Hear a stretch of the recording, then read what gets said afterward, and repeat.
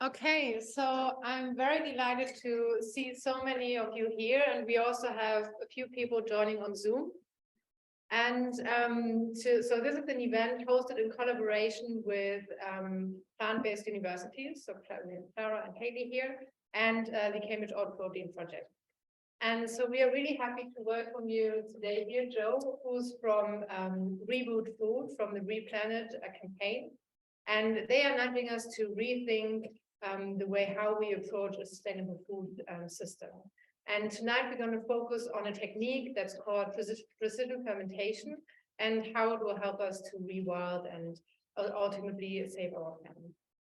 So this will be approximately an hour of talk, and then later we have a few time for a few questions. Super. Thank you very much. Thank you. Thanks so much for coming, everybody. It's so sweet of you to come out on a sort of dark, gruesome February evening like this. So thank you very much for being here. It's my pleasure to talk about something that is a strange thing to have ended up completely obsessed with and enthused by. But hopefully by the end of this, you'll be semi-obsessed with it as well. Okay, so this talk is in 6 chapters because it's got a sort of storytelling element to it. So we're going to start with chapter 1. The beginning of everything, which is quite a grand way to start a talk, so let's hope it lives up to it. Okay, now, somewhere around 10,000 years ago, depending on your source, mankind made a pretty massive leap. It gave up on the way it had been gathering food for the last 2 million years and tried something new, farming. Now, it appears that the jump from hunter-gatherer to farming may have happened essentially by accident. It may have happened to us rather than by us. But essentially, we ended up with agrarian civilization.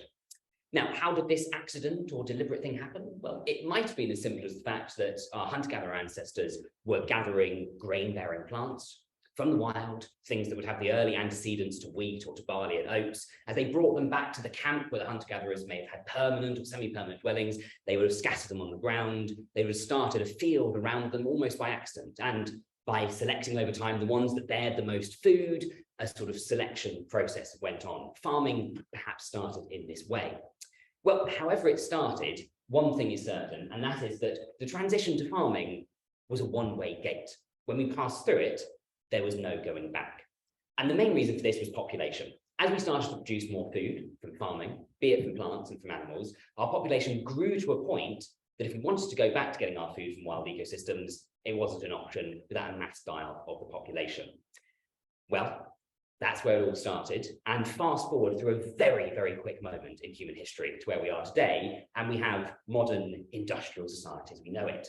Farming allowed for what we call surplus, and surplus allowed for power structures. It allowed people to gather certain things, to mete it out, to trade things, to have money systems. So it allowed for kings and currencies, but also ultimately everything we've got today. It wasn't just kings and currencies, it was karaoke and canapes and cassette players and car parks and Cambridge and Kardashians. It all started with farming, ultimately, the civilization that we know today. Now, obviously, we can ask whether it was a good thing or a bad thing that civilization came about out of farming culture. But one thing that is pretty hard to argue with is that it was nothing short of devastating for non-human life, for more than human life, the earthlings with which we share the planet with. Because farming came to dominate the vast, vast swathe that we now see it today. Namely, it dominates 46%, nearly half, of the entire habitable planet's surface. Nearly half. Astonishing. Now, with that, we've absolutely transformed global ecosystems. And when I say transform, that makes it sound almost exciting, perhaps a little benign. But really a better word for it is we have downgraded global ecosystems. We have simplified. In favor of complexity and diversity, a tiny number of species has done extraordinarily well, we and our domesticated animals. Now, back at the dawn of farming, 10,000 years ago, our biomass, if you'd added up all the mammals on the planet, would have been somewhere around 99.9% would have been wild animals, and somewhere less than probably 0.1% would have been us humans. But today, and some of you I'm sure know these numbers already, this is what the mass of land animals looks like. So our livestock make up 62% of the mammal biomass of the planet. Astonishing. We make up 34%, and wild animals are reduced just to 4%. And when it comes to birds, it's not quite as dreadful, but it's also quite astonishing. I'll just give you an anecdote of how extreme this can get. In the UK, at the height of the hunting season, Just pheasants and grouse alone weigh more than all the other wild birds in the UK put together. Astonishing. Okay, now with this came a fundamental rethink of how we saw ourselves in the natural world. We started to see animals as property. We started to see them as mechanistic, less conscious, less sentient, for exploitation, for use, for service. We looked at a field full of wheat and we stood over it like gods. And so we created gods that stood over us as well. Our whole notion of where we fitted in the universe changed profoundly from what it would appear that indigenous hunter-gatherer cultures where they had other animals as with us, not for us. But today, we might be standing on the cusp of a change, a food revolution, as significant, as transformational, and certainly as consequential as that which led to all of this, as the change 10,000 years ago, the first domestication of animals, because we're standing on the cusp of a food revolution which could change everything all over again. And this one is not about the domestication of the things that we can see, of the macroorganisms, of plants, of cows, of pigs, of aurochs, of wild jungle fowl. This is the second domestication that we're standing on the cusp of right now. And as the second domestication is the domestication of microorganisms instead. Now, I say we're standing on the cusp of it, but as we're going to explore in the talk today, as we dive into one specific technique of this, precision fermentation, we will come to see that actually we've already passed through the gate. We have already stepped, like our ancestors, through something, and it may be quite possible that we can't step back already. So we're going to look at the positives, but also the terrifying risks that come with this transformation as we look ahead into what potentially is the next chapter of human civilization. Now, very quickly, before we go to that bit, I'm going to tell you a little bit about myself, because I always think it's quite important actually to sort of say where you're coming from, especially when you're advocating for technology. It's very important, firstly, to realize that I'm not paid by the precision fermentation industry. That's probably important stuff. So just quickly tell you my story very briefly before we get stuck into precision fermentation. So I'm very lucky. I grew up in a very beautiful place. That's where I'm from. I'm from Cornwall, and it's gorgeous. Well, the bits that we haven't chopped down are gorgeous. The remaining fragments are lovely, and I was lucky to live in one of those remaining fragments. Beautiful, beautiful river. And growing up, as we all did, I had a tumultuous childhood. I spent some time in foster care. So back in nature was really, for me, that was the heart of my happiness as a child. Now, my ecological consciousness, I'm sure for many of you, started to develop as I got older. But if there's really one moment I look back to when I realized I would become an environmental activist, as I am today, and dedicate my life to this, it was actually a story that my grandfather once told me, just as I was learning to drive. He said to me, "Oh, you know what, Joel? When I was younger, as we drove through the countryside at night, there were so many insects in the air, there's so much life that we used to have the windscreen wipers on." And it still chokes me up right now, actually, to realize that. He said that to me, and I realized that just in his lifetime, in the time it's taken to get to me, as I drove through the countryside that night after passing my driving test, there was not a single insect, no need for windscreen wipers. The very living fabric of the air had died within that space of 2 generations. Astonishing. And as I looked at and I started to learn about animal farming and started to realize that all of this had seemingly come about from a kind of careless downgrading of those other animals that we share with, just a kind of a casual disregard for them, I realized that I had to change my own life and do something about this. Now, I've been involved in various different forms of activism. Both my grandfather and I were involved in Extinction Rebellion. There he is, it's a priest, by the way. And I was dedicated to Extinction Rebellion for 1.5 years. I was arrested multiple times, had my house raided by the police. I tried everything through Extinction Rebellion. And whilst we got some good results through that, and we certainly did, got the net zero target, and I got a long criminal record, so some things were achieved for Extinction Rebellion. Very little in the grand scheme of things was. And it was more recently, as I started to found an organization called RePlanet, that I started looking at some of those big, scalable, non-linear solutions, those sort of things that could be as transformational as the dawn of farming. And that's what led me to precision fermentation, which has led me now all over the world, talking to microbiologists, to scientists, to policymakers. Yesterday, I was very fortunate to be at Oxford University with DEFRA policymakers. And last year, I was also at COP27 presenting about this issue as well. Thank you. You must have done all my chores. This is yes, indeed. And yes, and the one thing I found as I go throughout these spaces is that what we're going to talk about tonight, well, very few people know about it. We are the select few who are talking about it right now, and we have to change that. So that's why we're going to dive into it right now. So to understand why precision fermentation is important, we need a quick primer on why our current food system has killed the planet, so to speak. And that will lay the groundwork for understanding the 3 crucial ways in which precision fermentation could solve it. So As we know, of course, as I've just mentioned that story, we're in a really bad state in a planetary sense. There's a biodiversity crisis, there's a climate crisis, and an extinction crisis over all of it. But the cause of the extinction crisis, if you listen to many of those activists at COP27, you'd have thought would just be fossil fuels. That seems to be the single most important environmental problem out there. But it's not actually the only. It is a huge part of it, but what we eat, our food systems, is equal, if not eclipsing, of fossil fuels in its seriousness, certainly for biodiversity and for the extinction crisis. So this is how food has managed to bring us to that place. It has three big problems with it: its emissions, the animals that it farms, and all in relation to this, the vast land use that comes with it. This will be quick, this bit, but let's quickly get the primer. So, emissions. Now, I want you to imagine, to understand this, a hypothetical situation. Imagine that right now, we could send a text message to every single person on the planet and convince them right now, this evening, to switch off fossil fuels. Every single thing switched off. So coal fires extinguished, gas holes turned off, planes screeched to a halt up the runway, hundreds of millions of cars abandoned. Would that be enough to stop global heating? You all know the answer to this, don't you? You're a good crowd. And indeed, no, the peer-reviewed literature shows that global food systems alone could preclude the Paris targets of 1.5 degrees Celsius and 2 degrees. Just by their own direct emissions, food systems, even if we switched off fossil fuels instantly, this piece goes on to say, would still push us over those safe boundaries. That's how big the emissions are. There's many different ways of quantifying it, but the general number is that food systems comes in over a third of global greenhouse gas emissions, 37% when it's weighted across different emitters. And one of the big reasons for that is that food emits a hell of a lot of two of the most problematic greenhouse gases, methane and nitrous oxide, both of which are many, many times more effective at heating the atmosphere than carbon dioxide alone. Now, one of the reasons they emit so much methane and nitrous oxide is that there are a lot of animals involved in our food system, a huge, huge number of it. Indeed, as the world develops, we're eating more and more and more animals. And there's really no way of sugarcoating it. It's absolutely terrible for the animals. Now, some of you might have seen the video that I made with George Monbiot, and I think it's worth repeating.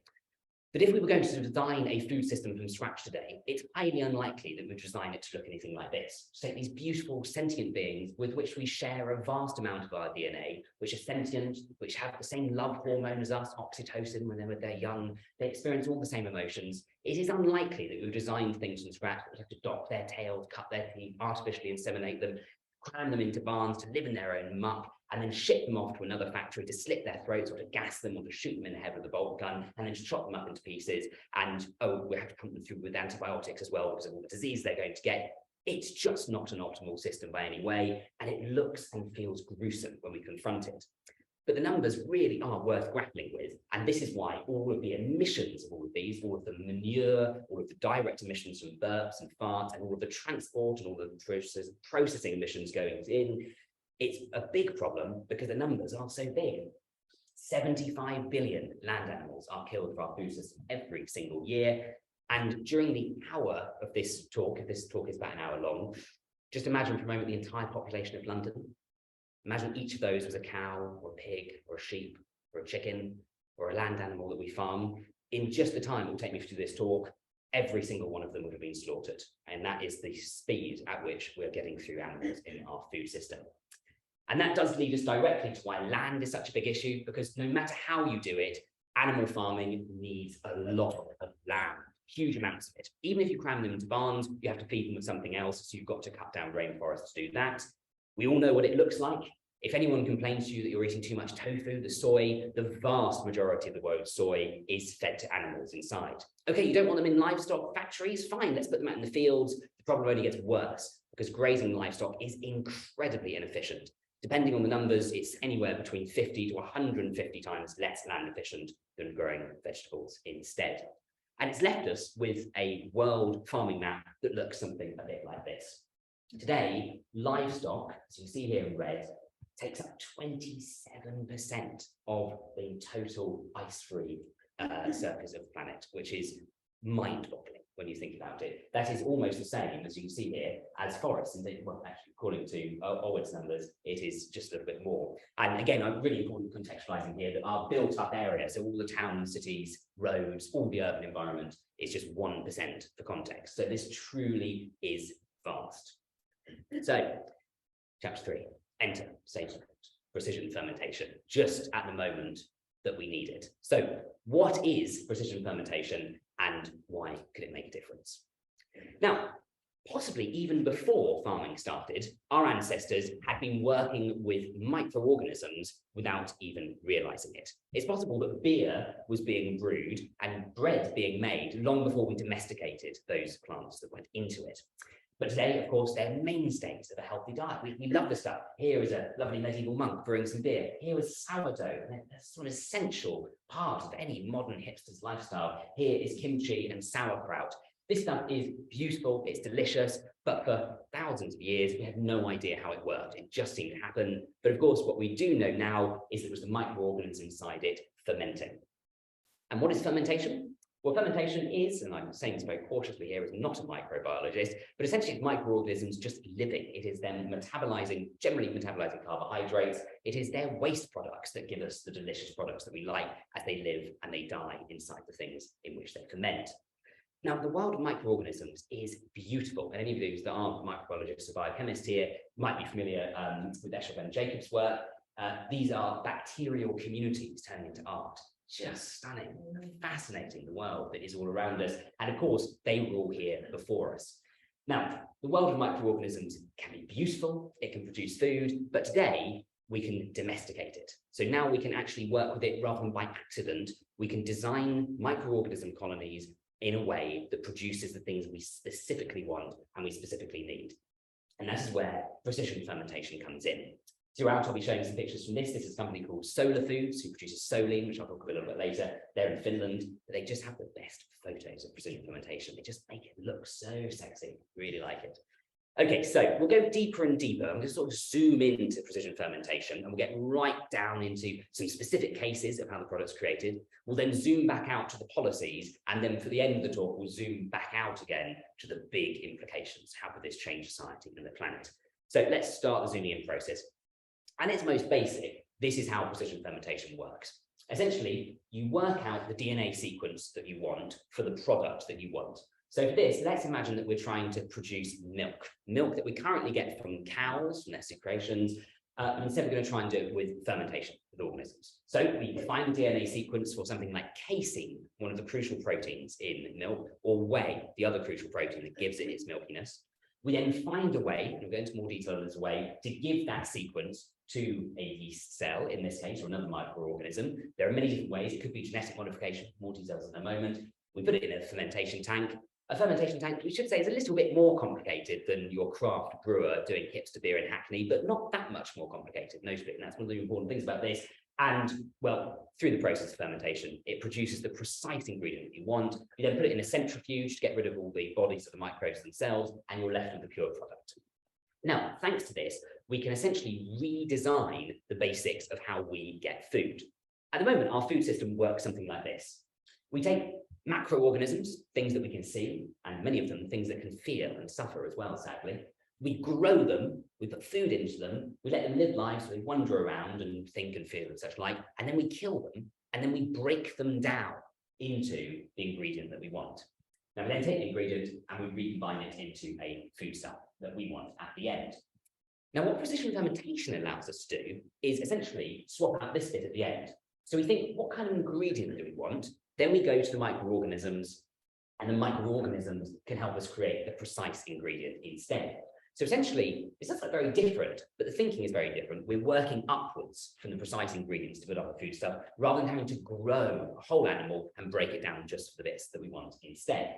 And almost in that one slide there, you're going to see why there are so many great efficiencies in land, in emissions, in water use, and so on going forth, because we're not wasting all of that stuff at that early stage for unnecessary growth of animals and such like. Now, before we jump a little bit deeper into the science, let's have a look at what this can yield in the real world. Because I said we might have already stepped through the gate. Some of these products are already reaching the market. Here's some of the ones that it has been possible at one point or another to already buy in the market. So at the top over here, this is Bray Robot Ice Cream. This is produced by a company called Perfect Day, the biggest player in precision fermentation so far, based out of Silicon Valley. Now, this uses whey protein and casein proteins combined, and although I've not been able to taste it because it's only on the market in the US, it purportedly tastes exactly like ice cream based from milk. This is a company called Meaty, meat with an I at the end. It uses precision fermentation, it uses mycelium-based proteins, and it creates its own steaks up over here. At the bottom, that is cheese by a company called Formo, who are based in Berlin. And again, for them, the only thing they've got is casein in that, but casein is the protein that we find in milk, which gives it its stretchiness, its cheesiness. Over here, this is the Every company. They have worked out with basically what you need out of egg whites. There's mainly a protein called ovalbumin, and that one allows you to make macaroons. And this is one you might have heard of already, the Impossible Burger, which really should have turned up in the UK by now. Long story about why it hasn't, which we can talk about later in the question and answer if you want to go into it. But essentially, the Impossible Burger is on the market in the US, and the thing that makes it impossible, the thing that makes it bleed, is a product called heme. And heme is essentially when you smell meat on the barbecue, that's the thing that makes it smell meaty. And this, again, is created with a genetically modified yeast cell. Okay, so let's dive a little bit deeper into this process of precision fermentation, since we've got the luxury to really understand it a little bit more. Again, said with the caution of actual scientists in the audience, so do correct me if there's any problems here. But essentially, there's three main ways in which you can choose the right microorganism for the right ingredient. So we've got strain selection. You can look in the wild or look in various collections of microorganisms and cell lines, and you can process them, you can statistically analyze them, and you can work out which one might already be able to produce, with a little assistance, the ingredients you want. You might then subject them instead to directed evolution, where you can speed up the process of evolution. Thankfully, bacteria and yeast cells, they change very fast, as you can imagine. A bacteria cell replicates every 20 minutes, and you can direct it towards things you want. Or, which is probably the most common use at the moment, is genetic techniques, where we use something like gene editing or other forms of genetic modification, and we give the direct piece of DNA to it. So it's very important to note that it doesn't necessarily involve what we would consider genetic modification or genetic engineering.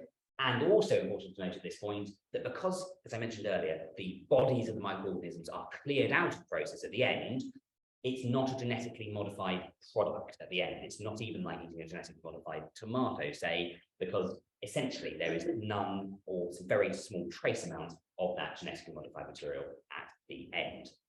So let's look at one specific example that really changed the face of precision fermentation. It's a fascinating story, and it really shows you the scale of the benefits that precision fermentation has already brought us.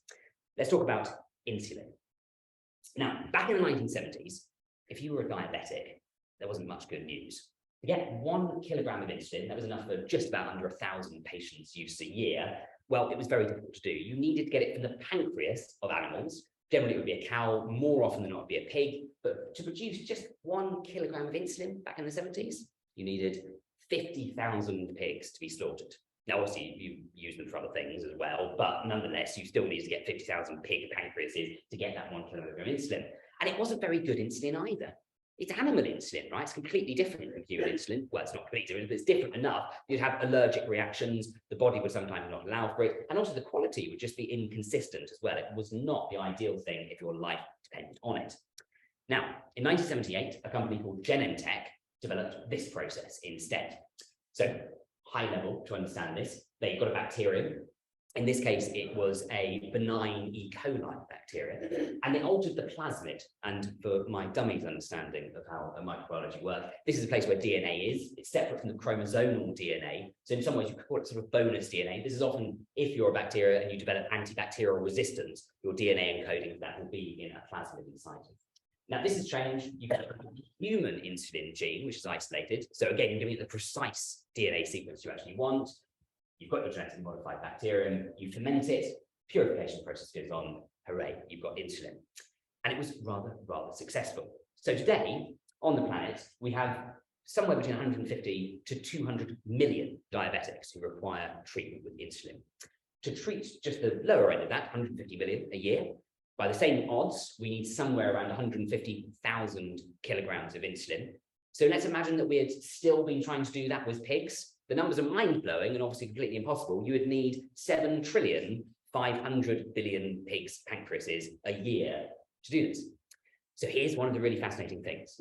Not only has precision fermentation already liberated hundreds of millions, if not billions of animals, it has already taken us through that gate where we're producing abundant foodstuffs, or in this case, medicines, that we couldn't have with the previous system, if that makes sense. So we're already through into this new world in which things are happening that we couldn't. Another good example of this is something we'll talk about in a little bit, which is citric acid. Citric acid, which you'll find in almost every single fizzy drink that you drink. Today, if you wanted to harvest all the lemons in the world and get the citric acid out of it, you'd still need 54 times more lemons to be harvested to just produce the annual supply of citric acid that we use in our fizzy drinks today. And that is another precision fermentation product. So, on that note, things have changed. Hooray, good, we've got the good bit. I've got to add that slide. So, with this in mind, let's imagine what else we might have eaten. So, has anyone eaten marmalade in the last month? I love marmalade. It's really good. Yeah, it's good. Has anyone eaten cheese from a supermarket? Don't worry, we're not all vegans here. You're allowed to say that. Yes, yeah. Do come on in if you're wanting to join. Yeah. Has anyone eaten vanilla ice cream in the last month? Yes. Yeah. I'm just listing my diet basically. Well, here you go. These are all things already on the market with precision fermentation products in. They're not fancy new products that you haven't heard of before. These are things that we've probably all eaten this month, possibly this week, possibly today. Cheese. So cheese, 80% of cheese today has in it a rennet that is not from an animal. So if you don't understand the cheese making process, I don't massively, but essentially to make it into a cheese-like form, to curdle the parts separately, it used to be traditionally, and still 20% of cheese is made this way, fancy high-end stuff, that you need the forestomach of a calf to be harvested, and you get an enzyme from it called chymosin. You mix it into the cheese, into the milk, and that turns into cheese. Today, 80% of that is produced from precision fermentation. Citric acid, we've touched on already. Citric acid also goes into spreads like marmalade. Vanilla, fascinating one. Anytime you see anything that doesn't make a big thing out of the fact that it's vanilla pod essence, it will be vanillin instead, which is the precision fermentation version of vanilla flavoring. This has been around for years. Citric acid, this was where the company Pfizer started. When did it start? In the 1920s. We're already a long way into the beginnings, into the foothills of the precision fermentation revolution. And any vegans here, many of us rely on B12, and B12, this is produced using precision fermentation. It is itself essentially a microbial product from the beginning and end.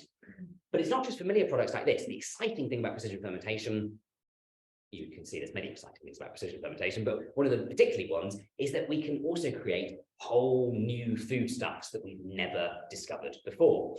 Now, this is a company I mentioned earlier, Solar Foods. They're based in Finland. I kind of, Lapland's there, so it kind of sounds like a semi-fictional place, but this is real.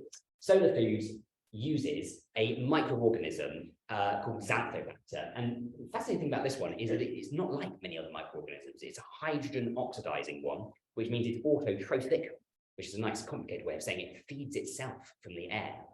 Solar Foods makes a big thing out of the fact that really one of the only inputs they need for this is water and electricity. Their electricity comes from solar power, hence the name, and essentially you can create protein out of air.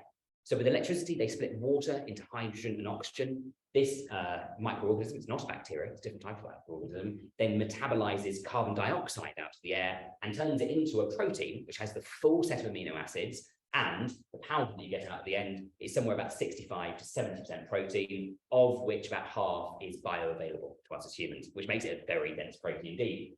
And well, what are we going to do with it? You can make it into a tofu-like thing, you can fortify bread, but essentially the possibilities are limited now in terms of what you could turn this into, whole new types of food we hadn't imagined before. So that's what precision fermentation is, but what isn't it?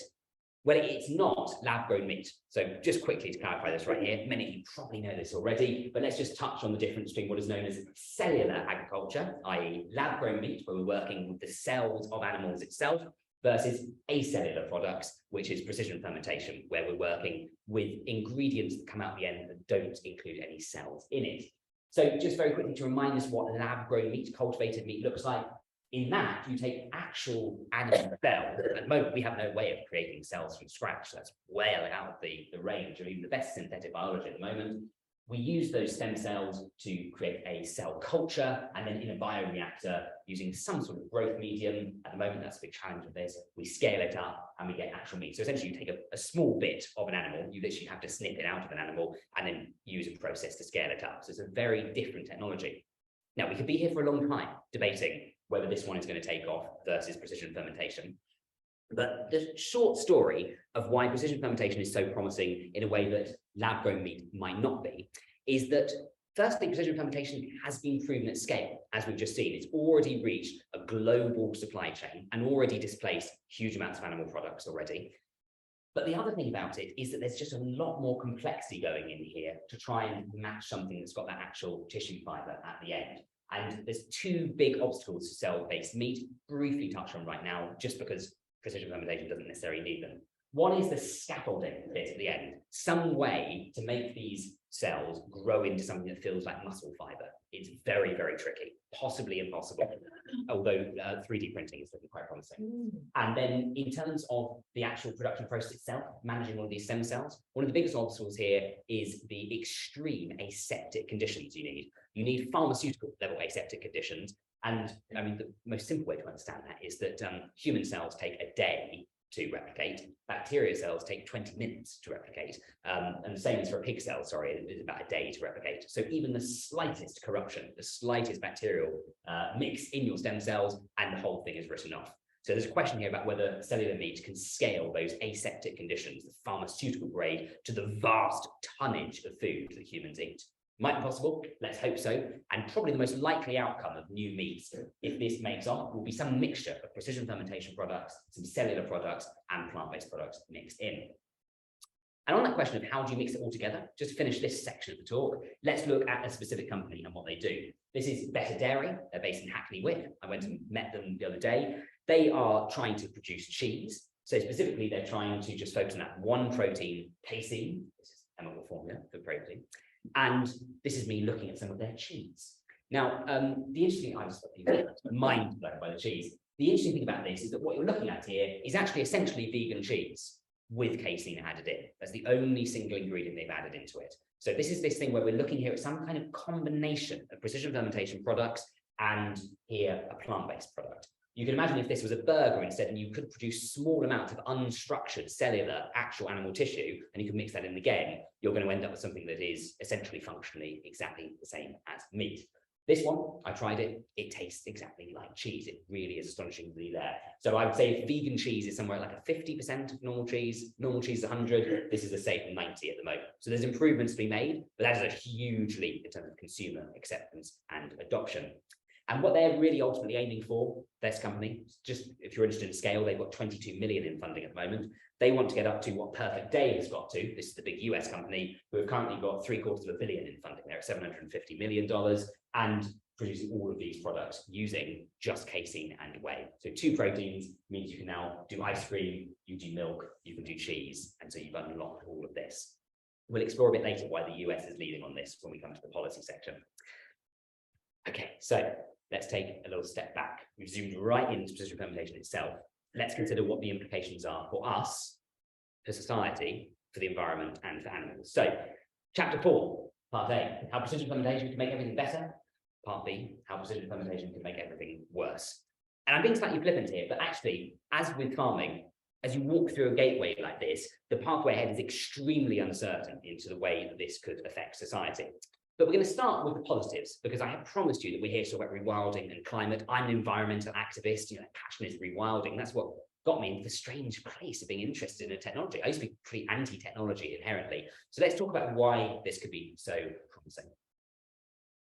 Now, at the end of the 19th, I'm getting to this, this makes sense, honestly. At the end of the 19th century, in London, horses were used for everything, okay? There was horse-drawn buses, horse-drawn carriages, horses were used in manufacturing, in factories, for taxis, for riding, everything. And in fact, it caused an enormous environmental problem.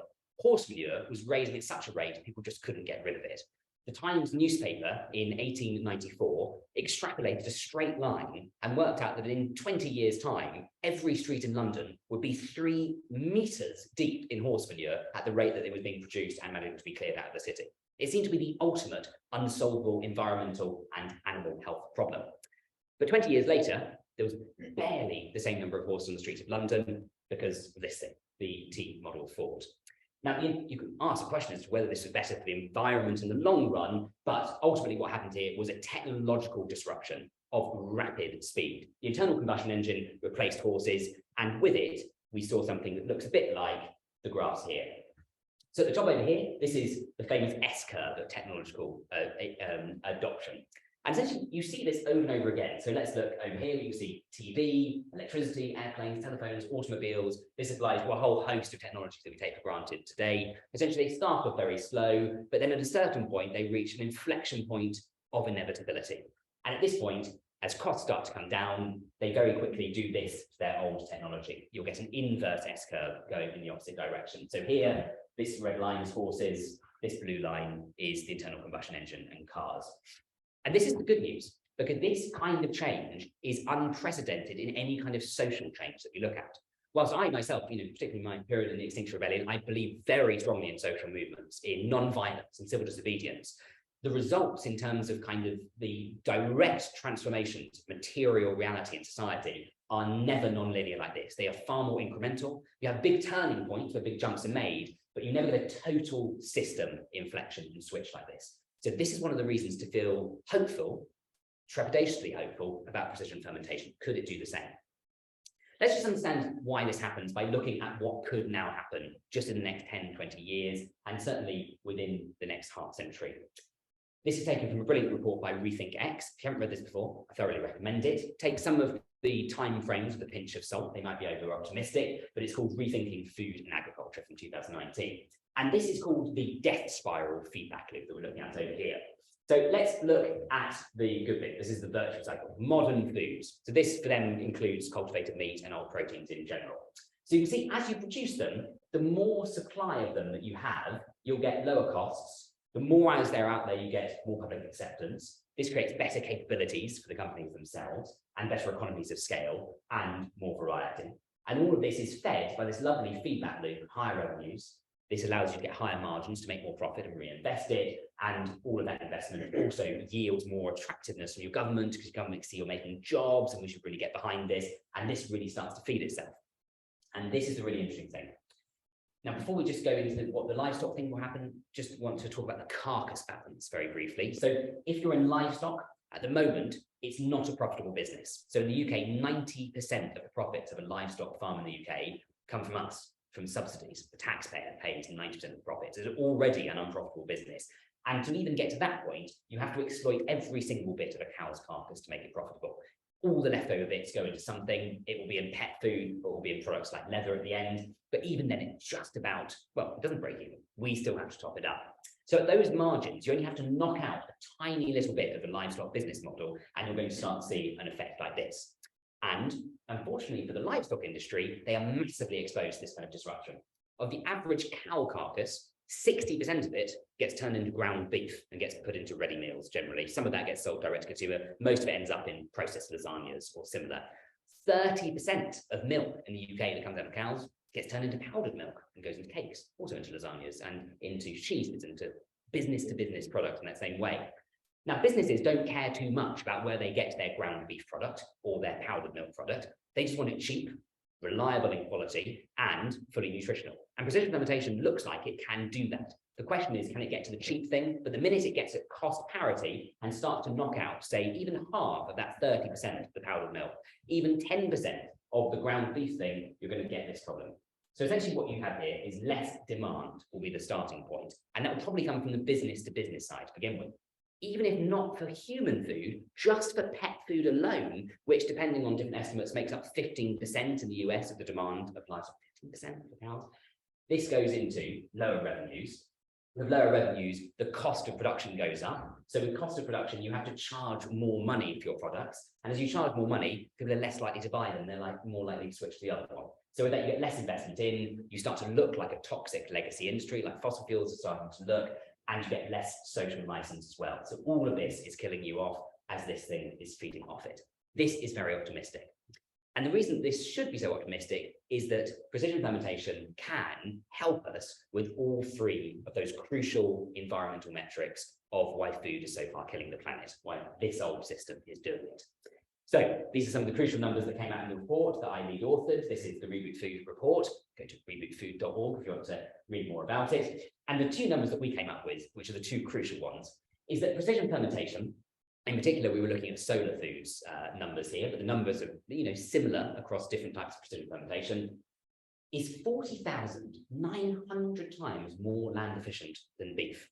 Now, that is such an absurdly big number. And when we talk about plant foods, we're really excited that plant foods are 50 to 100 to 150 times more land efficient. This is multiple orders of magnitude more. So the only way you can really understand it is by imagining the fact that, as our numbers show, you could produce the entire world's protein on an area of land smaller than Greater London.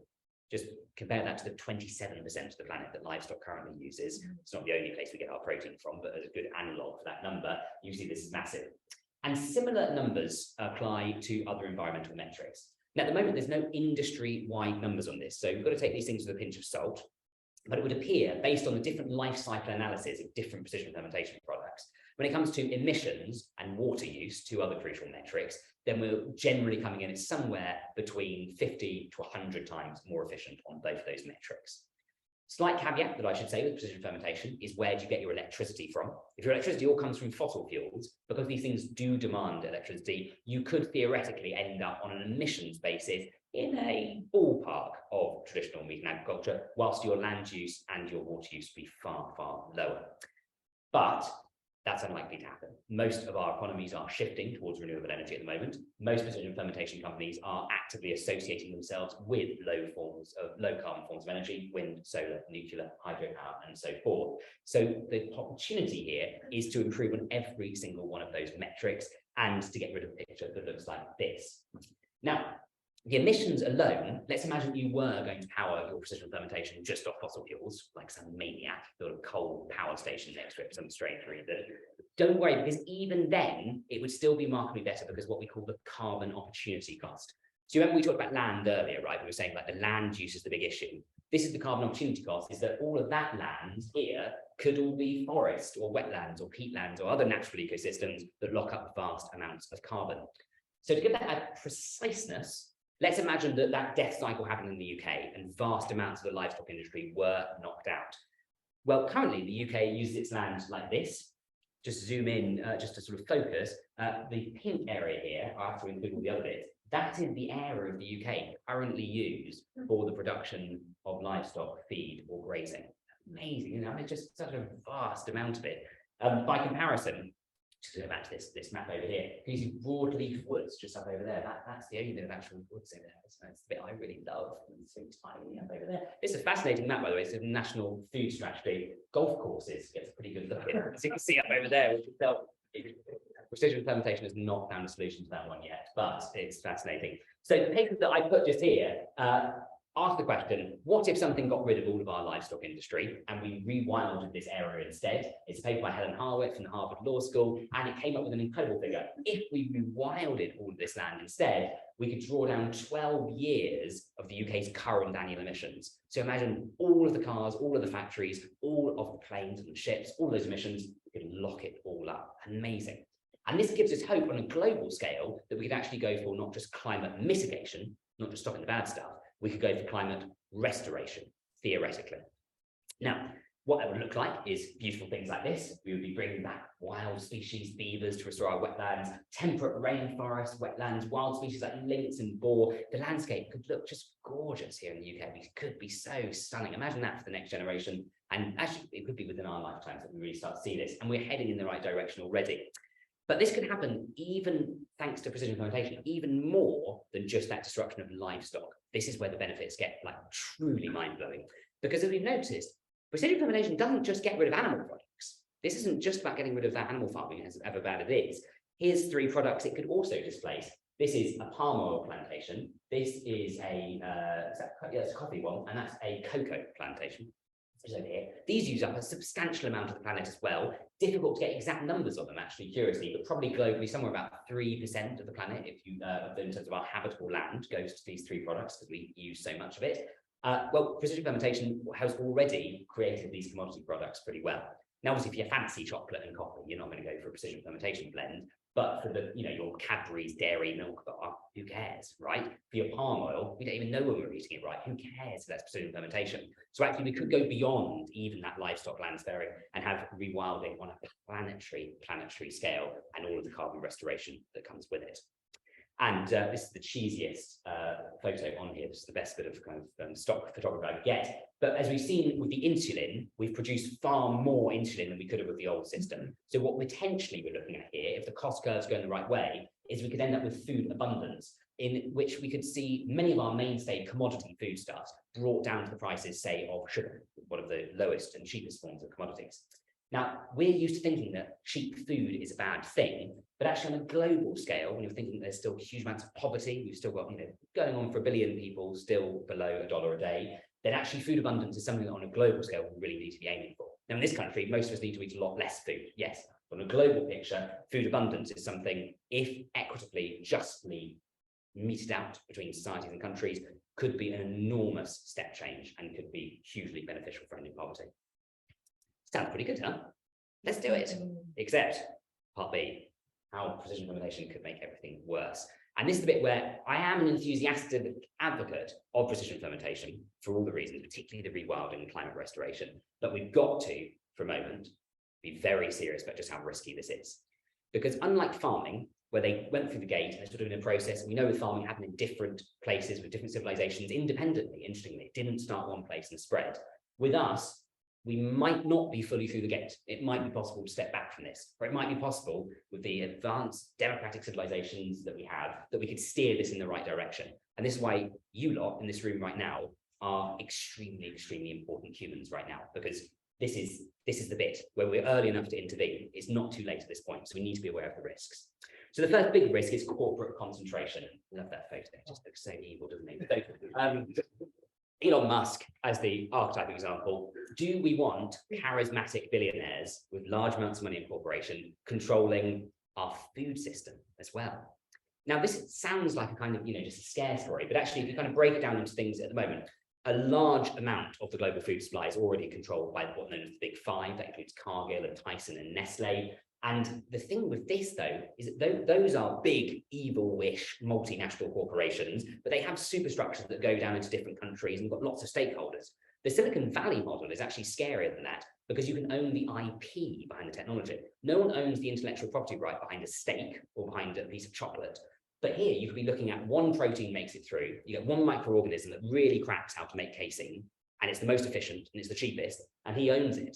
And suddenly the whole world, we're all eating cheese that billionaires own. This is the level of corporate concentration. It's next level above that we're already seeing in our food system. And that brings with it all sorts of political risks, all sorts of instability. And when it comes to instability, you probably heard George Monbiot talking about this one. This is what we look at as complex system instability. Now, the workshop I went to at Oxford University yesterday was trying to work out how to improve the food system, and it was the most frustrating workshop because it was like playing a 20-dimensional game of chess. You sort of like, oh, we could change this, but that would knock onto this, and that's really what it is because the food system locks into every bit of civilization.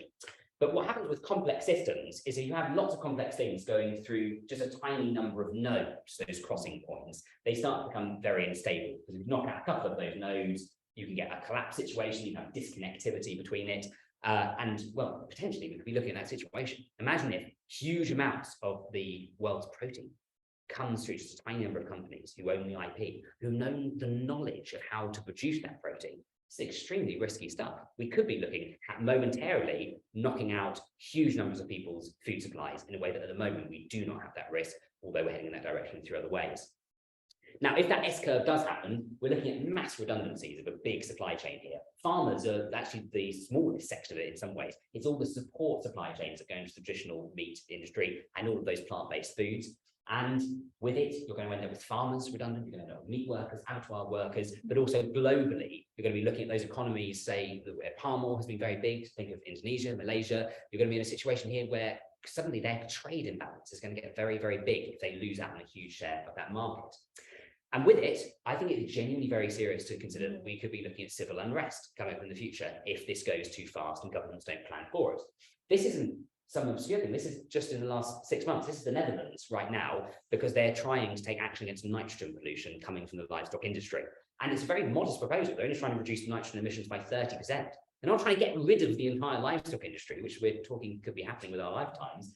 And this is what you get. It is, you know, something like I say, I've blocked trade, which is Extinction Rebellion, so I can't talk, but this is a very sort of thing. And so I think we've got to have a huge amount of empathy for the farming community, huge amount of empathy for the kind of the cultural entanglement that we have with farming and the value that we place on these the communities that are based around them. And so we'll come on to this in the policy, we really, really need to think now, what does it mean for them and how are we going to protect them? And how are we going to make sure for wider society that we don't end up with some collapse, revolutionary style situation or something gradations there to it. And I think perhaps the thing that actually worries me most, and this is the final scary one, is the global inequality point. So Singapore, as we'll talk about a little more, is one of the leading places for old proteins at the moment. They sell cultivated chicken nuggets. Precision fermentation companies are all heading there, and loads of them are starting out there because it's a great place for high-tech business. They're also 95% dependent on imports, by the way. So for them, it makes sense to have that kind of industry there. So there's two wealthy Singaporeans. Here's a peasant farmer from Chad. What's it going to mean for her, this food revolution? Chad is unlikely to have a precision fermentation industry anytime soon. The infrastructure is simply not there to support it.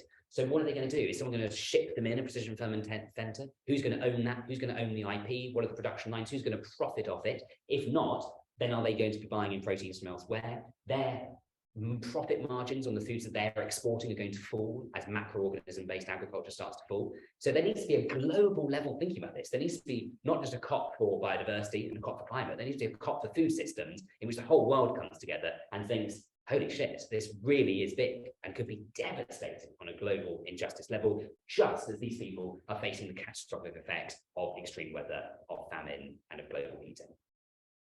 So how are we going to deal with it?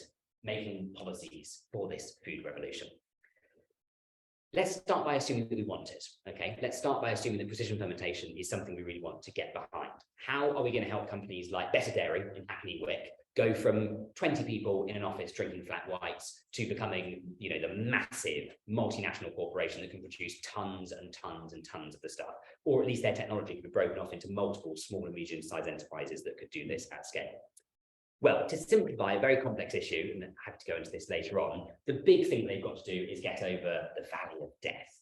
Any of you who looked into tech at all, which I haven't really until much recently, this is my first real interest in technology is coming into this world.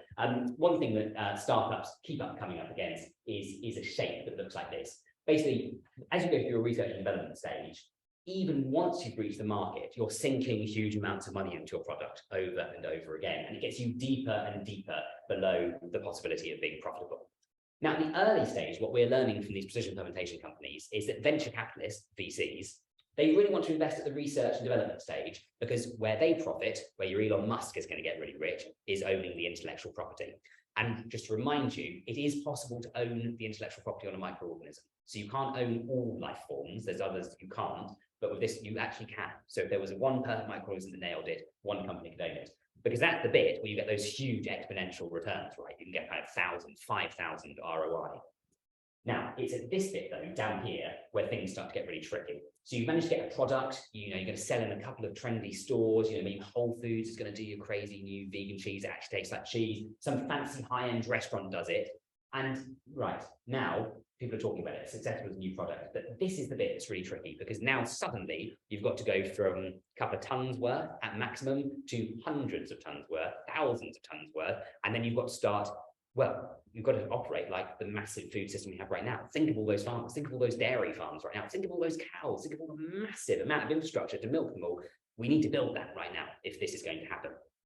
Now, one way that you can do that is what Israel is doing right now. Israel has basically realized that it's got all these startups who are doing precision fermentation, and the bit they're missing is the production scale-up capacity. Because investors are not interested in building big factories because it's risky. There's not a huge amount of return on that. But governments could step in at that point. And that's one thing I think the UK really should be considering right now is government-initiated scale-up production factories where you could get startups to all come and then you can help them scale up to that massive scale that you need. By one estimate, if we wanted to displace in Europe just 5% of all the dairy that's currently consumed with precision fermentation, if you were to shut down all the other precision fermentation going on in Europe and turn all of that over to dairy-based precision fermentation, you'd still only have 1/100th of the capacity to displace 5% of all the dairy in Europe right now. So you can see we are, well, 2 orders of magnitude off being in the place that we need to even displace a small amount of dairy. This is a colossal challenge to get us up to the point where these businesses could be profitable. And we don't personally care, I guess, about these companies being, getting loads of money. That's not a big priority for us, but actually, ultimately, that's how it's going to be successful. So we do have to have some bit in here. I guess we could nationalize them. That'd be another thing to do, but let's talk about that another time. So the kind of thinking that we need is moonshot economy thinking. So in the 1960s, Kennedy said, let's go to the moon. And he didn't just dither about it. He didn't make a kind of casual grant listed in some strategy somewhere. He moved 3% of US GDP into getting to the moon over a space of 12 years, a vast investment. Remember, at the moment, the NATO is quibbling over where it will spend 2% on defense. 3% is massive. It's a huge amount of expenditure, but that's kind of the level of thinking we should be thinking about. Now, even if we don't get up to that scale to help nudge all of these companies across the valley of death and help incubate new ones out of universities and out of, say, the operating cluster here, the moonshot economy is still a very good way of thinking. Some of you may be aware of Mariana Mazzucato, the economist. So she has a really interesting thing about the fact that in our iPhone, for example, many of the technologies that we assume are private business enterprises, like the touchscreen, the internet, the GPS, Siri, these are not private enterprise inventions at all. All of those were government-funded things, and many of them actually date their way back to the original moonshot. Indeed, those technologies were scaled up over time by state-led investment. And as far as I understand, that's a much better way because we have some democratic control over it. We have a mission-led economy. We want to achieve something, so we direct the economy towards it. This is different from nationalization and from communism, where we're having a planned economy. We're having a mission economy instead, where we're directing many things in a direction that we actually want to come. We have a citizens' assembly to work out exactly what that was. We have more participatory democracy. This would be a good thing in the food systems. Now, we're going to have 2 slides without photos because we're going to get, just for a moment, because it is actually fascinating, the specific policies you would actually need, and then we'll go on to the very final section to wrap up. So these are the specific policies that government should be considering to get us over the valley of death. Firstly, fund, so as we mentioned, so making the moonshot kind of funding. That's for the production capacity, but also the research and development stage at the top. So we've spoken about that enough. Now, this is a bit that actually doesn't sound at all interesting, but actually I found really fascinating getting into this. So regulation is very, very important. So at the moment, if you come up with a new food product, you've got to send it to the Food Standards Agency. The Food Standards Agency, the FSA, currently has the EU Novel Food Regulation as its framework, which is terrible, basically. It's really, really slow. It's really cranky. By comparison, Singapore has worked out a streamlined system, and this is attracting loads of these startups to come there because they basically said, we're here, we'll work with you. One of the big things is that they communicate with companies early on. So they'll say, let's do a mock exam, basically. Tell us what you want to do. We'll tell you how you can improve the application. At the moment in the UK, if you want to put one of these in, you don't even get to talk to them. You just have to put it in and hope for the best. And then they'll wait up to 14 months, 18 months sometimes, and then they'll say, you failed. And that's it. And then you have to start all over again. Imagine being a startup. You've got, 20 staff on, you're waiting for this one product, and 14 months later, sorry, you've just failed. So one thing you can do is really improve that. You can modularize it. So if a certain ingredient has already been passed, you don't have to put that through the process ever again. You can internationalize it. So if other food standards agencies, say in Europe or in Singapore and Israel, I wouldn't say the US because there's questionability about how good their food standards are, but you should recognize international ones there as well.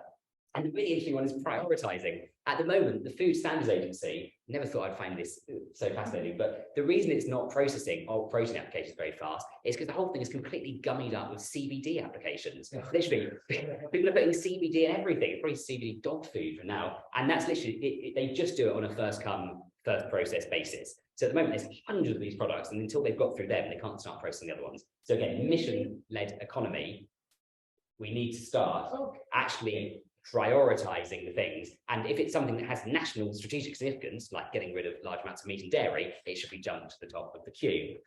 And then this is the bit where you look at the system, level the playing field. At the moment, VAT is not charged on meat and dairy because it is considered a staple food. Same for fruit and vegetable, I should say. So it's not just an animal product. But if you create a plant-based product like a Beyond Burger or any of those other bits you see in the plant-based food section, that is charged VAT at the moment. So that's a complete manipulation of the market against these very, very beneficial products. When I meet with DEFRA in a few weeks, that's one of the big things I'm going to be pushing. I've got a meeting with Michael Gove as well. So subsidies. At the moment, our subsidy system in the UK is based on a really bizarre premise. we inherited from Europe the idea that we pay people per hectare of land. Now, it used to be in the European system, you could literally do anything with it. As long as you were farming it, we'd give you money for it. Terrible system. New subsidy system in the UK, you have to do some fairly meaningless, in my opinion, but you have to do some environmental things on it, but we still pay you per hectare.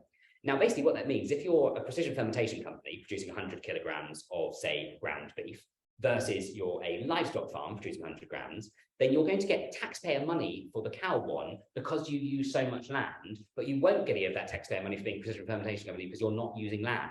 Land being, as we've understood, our most important environmental metric. We as taxpayers are paying people to use it. That's how bonkers this system is. So you can see how this totally flips our paradigm of it. Labeling is very important. At the moment, there's a big debate over whether milk, even the term milk, will be able to use, even inferring the word milk. You've seen that milk that's M-Y-L-K? You've seen that one? DEFRA at the moment is considering actually saying you can't say anything that even sounds like milk. You can't say a cheddar-like cheese like this. You can't use any of these things. So this is about to get worse, not better, but that really, really needs to sort out. And make externalities fair. That's a very technical way of saying at the moment that we subsidize animal agriculture in another way. We let them pollute our atmosphere with polluting gases. We let them shit in the rivers and kill all of our rivers, but no one has to pay for that if you're a livestock farmer, other than us, the taxpayer. If you're a precision fermentation company, you're not dumping a load of manure in the river or polluting nearly as many greenhouse gases. So you have to find a way that if you are doing that, you have to pay for it. Now, here's how to think in the big system of reaping the benefits. So firstly, we need to, when we're thinking about social transition, we need to support individual people. This is something that Rethink X says, not the industries themselves. So let's not try and prop up the livestock industry, let's prop up the livestock farmers and think about retraining them, reskilling them, or a really great thing is paying them to rewild. In fact, actually, there's enough money in natural capital and in carbon out there that actually farmers get a really good deal out of this, actually, progressively rewilding more and more land, essentially only having to do a few hours a week to maintain it, and then being retrained to reskill and do other things, with this annuity essentially paying them a nice salary for rewilding whilst they retrain and do other things. I think it could be a really, really good thing. Surprisingly, it doesn't actually cost that much money because there's not as many farmers out there as you think. Open source everything. This is the global equity point that will really make a big difference. So you need big antitrust laws, that's a US term, but essentially just the minute a company gets to a certain size in food, there should be a legal cap on it and they're broken up. They have to split off into separate companies. It's really simple, but with food, it's really, really essential. Patents should be short, difficult to say exactly what that should be. If it's too short, companies won't bother investing. Too long, then you don't share out the benefits. And then this is what we did with the vaccines. We had global patent waivers. So today, most of the vaccines have a 5-year patent waiver so that people across the world can benefit from it. I would consider with most of the foodstuffs, it's going to be complex to work it out. We need a global treaty saying as these technologies arrive, they should quickly be distributed to help the people who need them most, those who are suffering from malnutrition and poverty. And then think about the whole system as well. If precision fermentation is coming, this is what I didn't mention as a risk, is this basically a even more processed food system that we're leaning into? Precision fermentation is not the panacea, it's not the only thing we want to eat. Ideally, we should mainly be eating fruit, veg, nuts, whole grains, chickpeas and such like. So those things should be subsidized as well. So we're thinking about a whole system change here. We can have a sort of smoking ban style phase out of meat. So we don't have to tax it necessarily, but we could start progressively limiting where you can advertise meat and dairy, start limiting its social license and encouraging positive replications. I mean, just for a start, you could have politicians actually showing that they want to eat precision fermentation products on the news. Really, really useful right now. But here's the big picture thing that we don't have time to really go into, but fascinating. As a general trend towards greater automation and greater workforce efficiency for production, you're going from a system here that currently employs hundreds of thousands of people, could produce the same amount of food with tens or possibly just thousands of people, right? So you're going to have a lot of people, even once you've retrained and reskilled them, who are going to have just a lot less work in society to do. So maybe we should be thinking about universal basic income, and maybe one day we should be thinking about a sort of 4 and then a 3-day working week, because there'll be less work to do in society. There's not good numbers on this, but nice to sort of speculate at the end there. So let's close it out with the next 10,000 years. And I want to end with a final fascinating concept, which has really, really enthralled me as I've learned about this.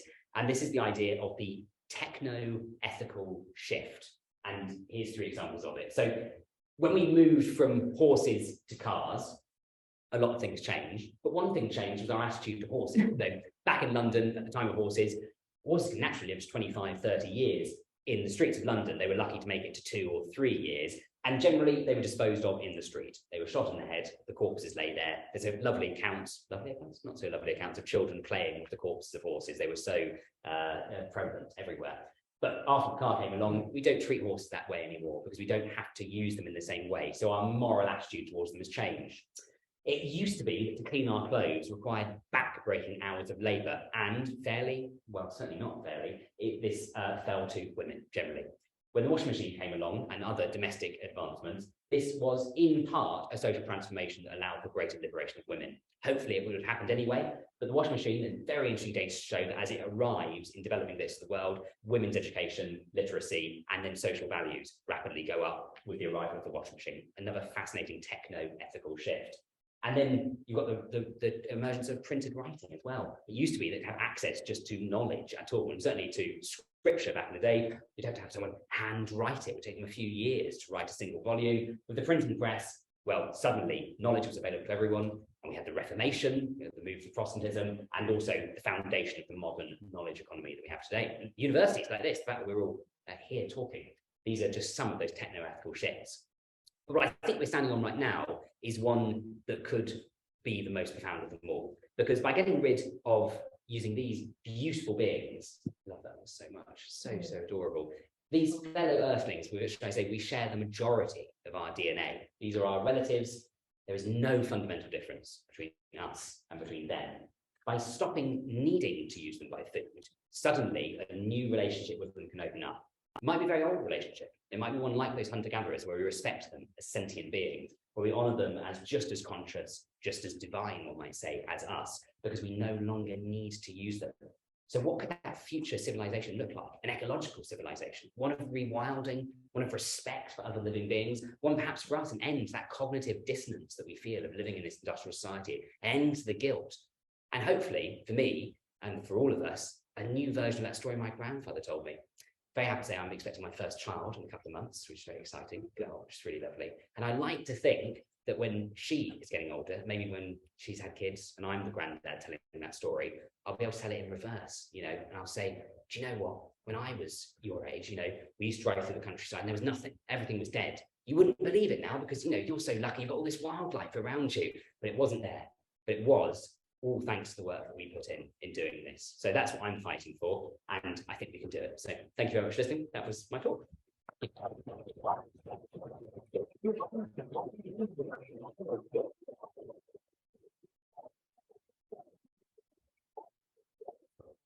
Thank you so much, Joe. I think you covered an incredible range of topics, from making the case why we need to rethink, to even deep dive into the science, and also as a biochemist, I think you did a good job explaining what precision fermentation is. And now we had like a positive perspective, but also a very critical one, which I think is really important. And I didn't know that you can actually own an IP on microorganisms. So that's actually quite incredible. So I would like to open possibilities for questions. And just for people joining us on Zoom, I think it would be easiest if you would write down the question and then I will just read it out.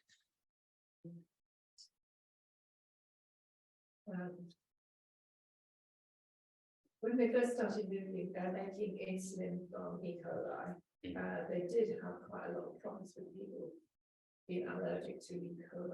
I am worried about the management of this, the quality control, etc., etc. And I'm also worried about a lot of other things, but I'm just saying that. I don't know if you know that. It is not that we have to make sure what we are feeding our people is safe. Sorry to kind of. Yeah, no, I totally agree. And that's one of the ones in terms of the US is interesting. They've got a lot of these things to the market that might not be something to celebrate necessarily in terms of does that come with increased risks of other things that you through?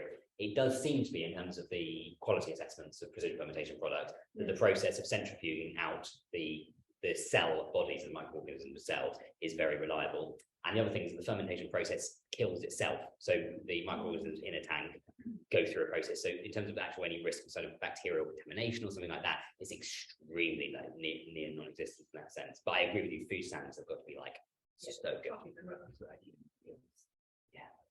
Yeah, I'm with you. Sorry to be caveat, everything else No, I'm totally with you. I think there's a lot of caveats. So yeah, it's something to be cautious of. Yeah.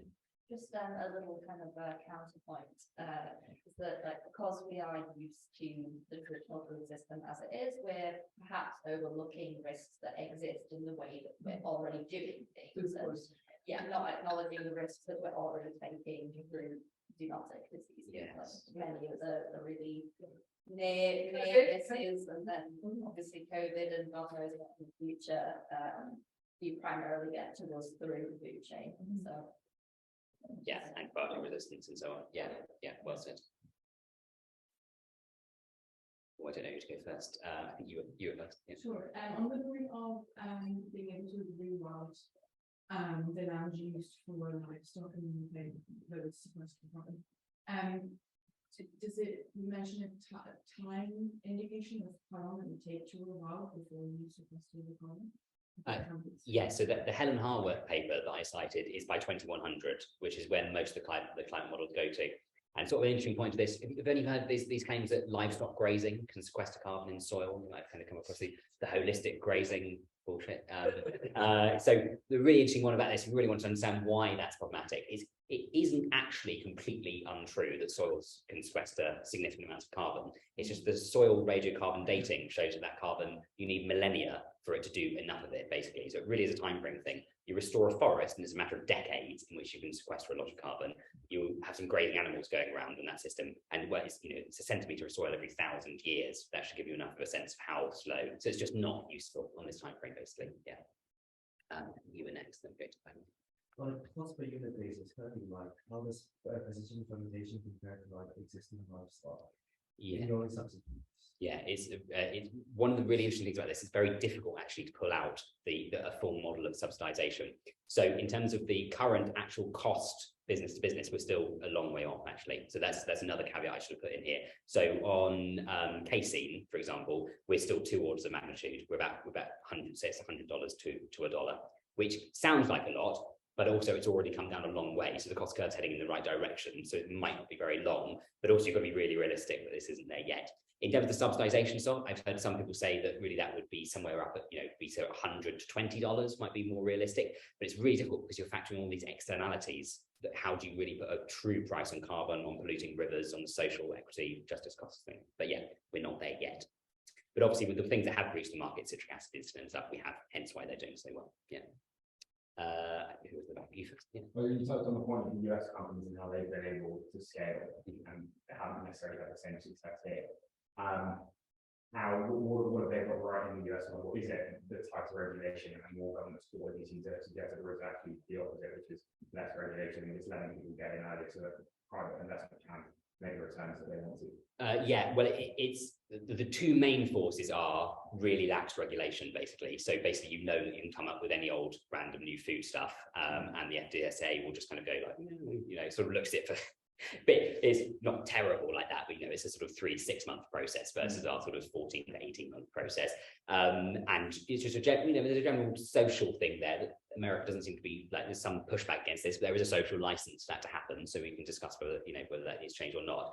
But the main thing is actually that just high-tech areas have a massive advantage in this already, because the kind of companies that work on this are the kind of companies that work in other areas of Silicon Valley. So most of these have got the same investors, they come out of the same tech clusters, they're geographically located in the same places, they socially mix with each other. There's an interesting paper actually about precision fermentation that refers to the Totnes effect. Anyone aware of like Totnes, where all the hippies are in the UK? But there's this idea that like you have this idea of like lots of like-minded people in the same area actually has an economic effect, and Silicon Valley has that at the moment, and that's why so those are the two big forces there, really, why it's jumped ahead. Yeah, you next. Lots of interesting things that you said about, but two things I was quite keen to ask. You mentioned vanilla, 80% synthetic, which I thought was very interesting. How does that play into? So I thought vanilla prices went up a lot in the last year or two. So why hasn't precision fermentation filled in sort of that gap?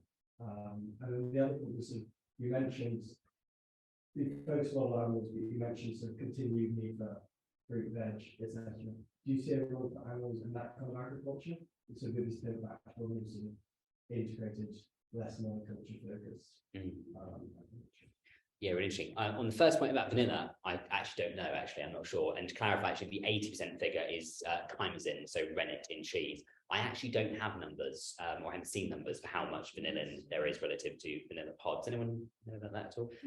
But I should look it up. I feel like CRISPR gene inserted into a bacteria in vanilla. yeah, that's what vanillin is. that Yeah. cheese? But I don't know how much it is basically. So that we I can't help you massively. But on the question of types of agriculture, so there's a very interesting thing here of like there's many other trends in agriculture going on right now. It's not just this stuff, and one of them being this idea of agroecology or regenerative agriculture. This is what I was at this workshop with yesterday with DEFRA people, and for them. They basically need more land. That's one of the first things to say because they have lower yields in their systems. Almost always, to anything other than conventional, you need more land, lower yields in total. Organic, for example, astonishingly, 35% lower yields. That means 54% more land when you scale it up.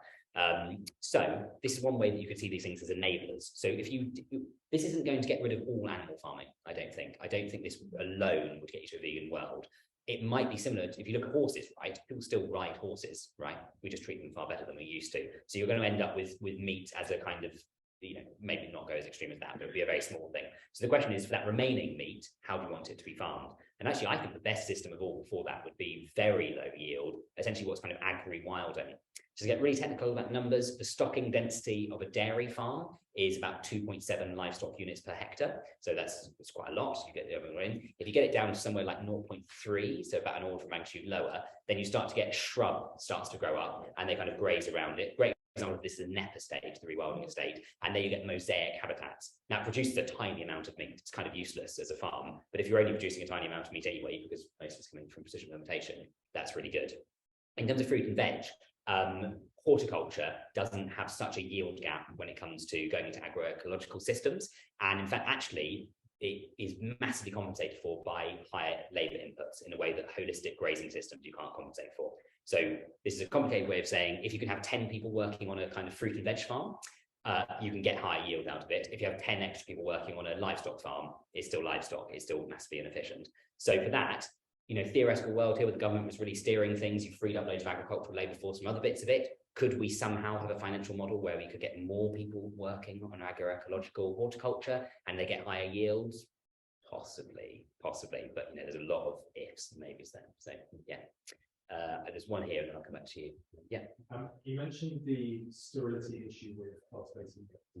Do you have a sense for the sterility requirements for a fermentation facility and what that might imply for where you can put these and also like the skills that the workforce running them would require?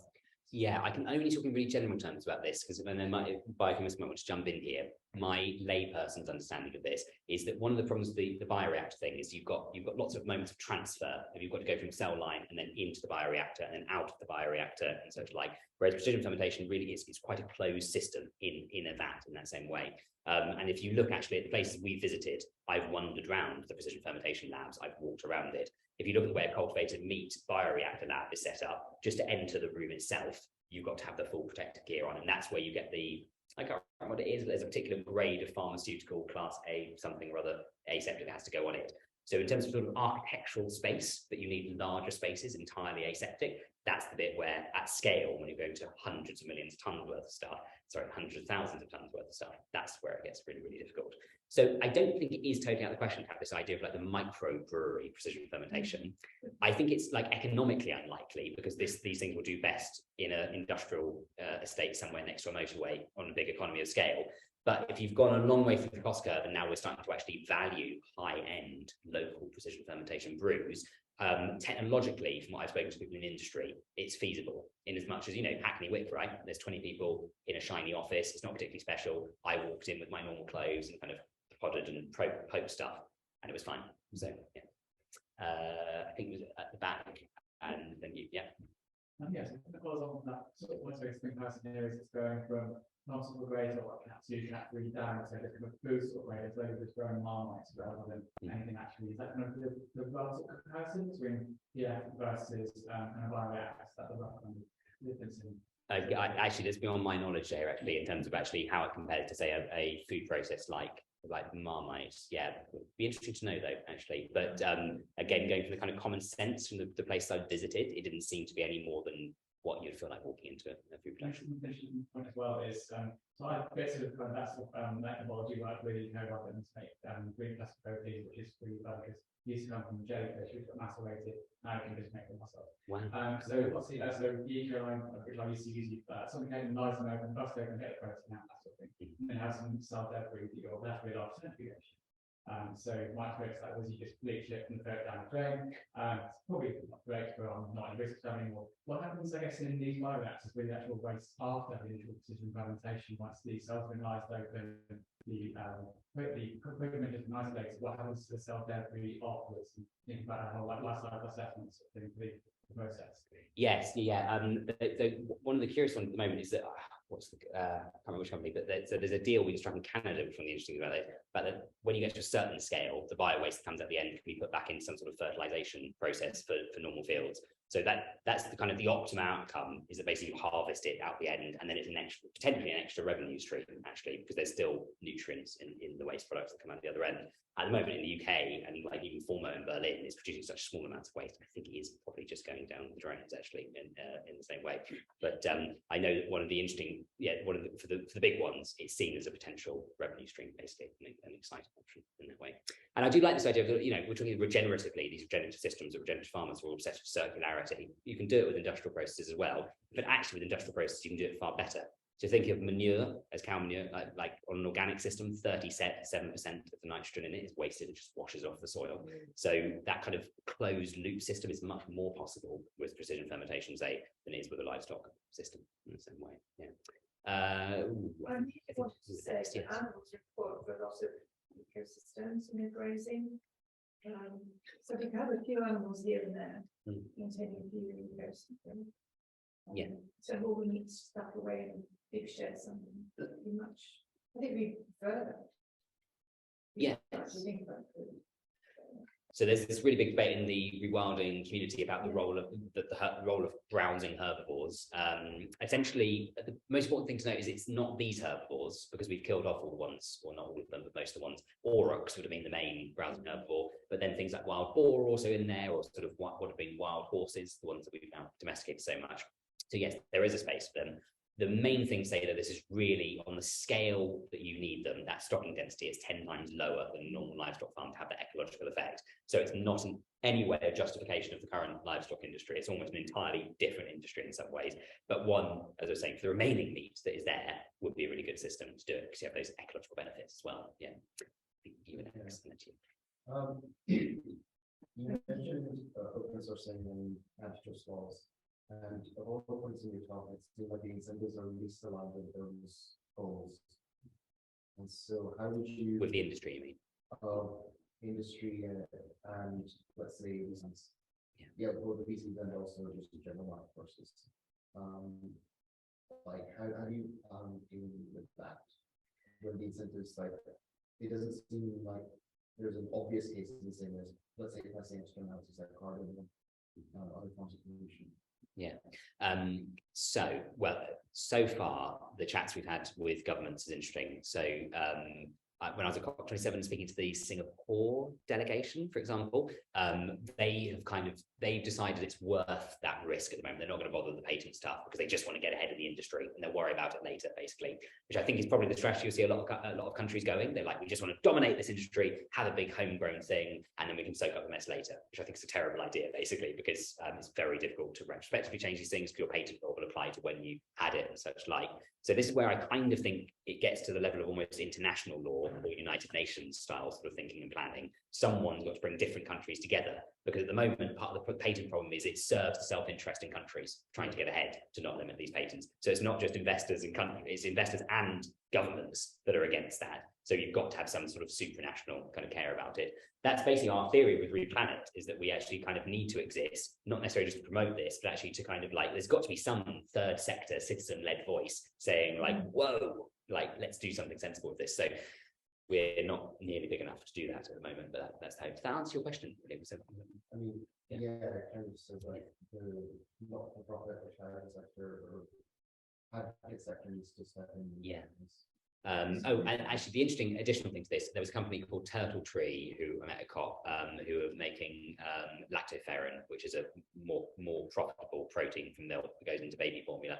And for them, I did say to them, you know, what if we got away with very short patents? And they weren't actually that phased by it, actually. They were like, you know, as long as we get ahead in the game and we can marketize and we can brand and then our product out there, then we're ahead of the game. So one of the interesting things here about, if you think about the business models of this, you can't, like, with if you're a grapefruit grower, you can't, like, there's no point in advertising grapefruits, right? Because everyone else grows grapefruits just like you. If you're a Mars bar and you create a slightly different Mars bar, it's really worth advertising for, because only you have got that Mars bar, right? So you can actually control it as your product. It's not necessarily a patent in the same way, but it's just your trademarking that you're under. So if these are all being sold as products with trademarks, then it's not necessarily a patent on the underlying technology, which is so worrying, but it is, which comes with its own risk, because then we're going to end up with more of like this hyper advertising, hyper processed food systems. You see the sort of complexities of it, but it's not the absolute or total threat to the industry that you think it might be. They're not necessarily going to fight it tooth and nail. Yeah. You were next. Maybe I can intervene, because speaking about regulations, we have a question from Mervat asking about precision fermentation regulation in the EU and UK especially. Should precision fermentation be considered as novel food or GMO? I guess you touched on that a little bit, but maybe you can elaborate. Yeah, that's really, really interesting. So essentially, all of the arguments from the industry, and actually what we're arguing for as well, is it shouldn't be considered GMO in terms of the novel food regulations. In terms of Europe, I don't know how much you know about this, but GMO is essentially actually covered by a European European High Court ruling, actually, not necessarily by the novel food regulation, which essentially de facto banned it 20 years ago. But the main reason for this is that not necessarily all precision fermentation products have genetically modified ingredients in the end. Some of it's gene editing rather than recombinant DNA. And it seems to be, by independent assessments, that you do actually get rid of the microbial DNA at the end of it. You can actually clear it, or have very, very small trace elements of a dead microbe at the end anyway. I personally actually have gone on a bit of a journey thinking about GMOs and gene editing anyway, to where I now have a sort of, you know, a cautious acceptance of the right forms of it, particularly crops where it's climate resilient crops. We're working with farmers in Africa, actually, with RePlanet, who've got huge benefits out of this. So I don't think, so basically the biggest risk actually of all is a public perception of it being GMO, and then there actually being a big backlash. That's something we haven't explored in this talk, but it's quite possible this could go the same way as the GMO technology 20 years ago, and say the green movement gets against it. Friends of the Earth in the US has already campaigned against the Impossible Burger, which I think is extremely an own goal. So actually the public perception of it is the more risky thing here than necessarily actually being regulated. I don't think food regulators are going to consider it GMO the way we're looking at them. Yeah. What is your time judgment regarding approval in the UK or Europe? Oh, yeah. Well, actually, the thing, the time frame is, it's very black box issue, actually. So everyone was like, Impossible Burger is going to be in the UK like next month. Sorry, we meant next 6 months. Sorry, we meant next year. And no one knows what's happened. And the thing is, Impossible Burger has definitely made an application, because they made a big thing about it. They gave an update that they were going through the application process. That's like a year and a half ago now. So something happened, and it looks like they messed up the application process, or they were turned away. But obviously they don't want to make public knowledge of it, because it's bad for brand, it's bad for the investors and such like. So it's one of those ones we just don't know what's going on. Take Better Dairy, for example. That's probably one of the leading precision fermentation companies in the UK at the moment. They think they're going to have their first product submission in, I think they thought it would be in 6 months from now. So say you go through 14 months, so you need another 6 months at least to get to market. So you're still, well, it's 2.5 years, 3 years until you get Better Dairy on the shelves, even in a handful of restaurants over here. So this is why if you go into Rethink X's report, you know, the Rethinking Agriculture one, they're like, yeah, livestock will be completely finished in like 10 years. I don't believe that. I think that's, we're not there, unfortunately. So. Did you have a Right, yeah. wrap it up? So you sort of touched on it, but what do you feel like are the biggest bottlenecks, or do you think it's just inevitable that this will happen soon and I can just sit back and relax and listen to your lovely presentation? And believes that, like, what would you do if you had 10 of you? What more needs to be done day to day? Yeah, that's a really interesting question. So the bottleneck is ultimately that very still a bit of production scale up, I think. So at the moment, there's enough R&D has gone in that we know that we can do it, and now there's the bit that really needs to scale up those startups so they can get international. That's it. If you're going to do one single thing, if government's going to fund that, I'd start building production capacity right now. Gives the confidence to investors that there's some directionality to this as well, and they can get over the valley of death, because sensible investors are looking at it and going, well, that's worth a punt, I'll give you a couple million, sort of thing, but they're not putting like big money into it because they're not fully confident about But if getting I'm the not money. Prime Minister, If you're not the Prime Minister, yeah. in terms of how we use our time as citizens. Well, I think I can only answer for myself really, because I've gone through that weird journey of like, we're all doomed, to then going on my precision fermentation journey of going, oh, we're fine. I'll retire, sort of thing, which is a curious one. And then realizing that actually our job is more, it's not like normal environmental activism where you're kind of just against something really bad and trying to stop it and just build wind turbines. It's very simple and good. This is something much more like kind of like being like a midwife in some ways. Like we're trying to like bring this thing into the world in the right way, steward it so that it comes out in a way that we want it. It's a limited metaphor, but it's as good as it gets. So what we're trying to do is we're trying to build a sort of citizen's voice for precision fermentation, but a kind of sensible citizen's voice, saying we want this as a democratically controlled technology. We want the state to lead on this. We want the benefits for ourselves. We don't want big capitalists. So that's what I can only answer for myself, that we're trying to build a movement that can like frame the narrative that this could be the renewables of the food system if livestock is the fossil fuels, but only if we all lean in right now, essentially. So practically, we're going to be trying to launch a petition calling for the EU to fund more of that production capacity, for example. So trying to do like a kind of positive petition. Got a meeting with the VAS next week about that. And I would be really interested to see what it would look like, see if like what would the next Extinction Rebellion do if it was kind of like a kind of pro-tech Extinction Rebellion. That's sort of the thought experiment at the moment. That I haven't answered, to be honest. So I'm slightly a bit woolly, but I do think the citizens bit is missing. How are we all doing on time? Do you do one more and then I don't want to keep you all super late. Yeah, maybe okay, there are two more.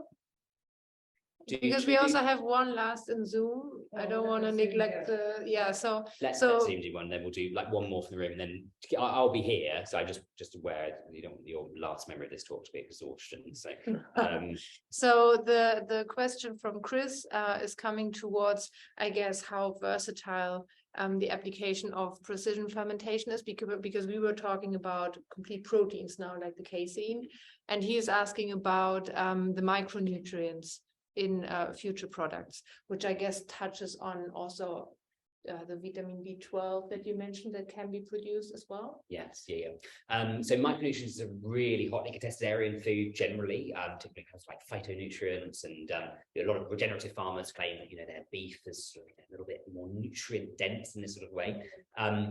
Now, to be really sensible about it, though, I think this is one of those slightly unquestioned and unanswered areas about modern proteins in general, because over and over again, we're uncovering the complexity of food. We're uncovering the complexity of the microbiome, our interrelationship between all sorts of the natural world, particularly the unseen bit of the natural world. So this is why I think, ultimately the best food system would actually be a predominantly plant-based one, where we're mainly eating healthy, fresh fruit and vegetables, hopefully from as nature-friendly systems as possible. And then this is, 10%, 20% of our diet, we're eating meat-like substances and we're drinking milk. In that sense, it's less of a worry, because this is kind of part of a modern diet in which we do indulge in things that might not necessarily be there.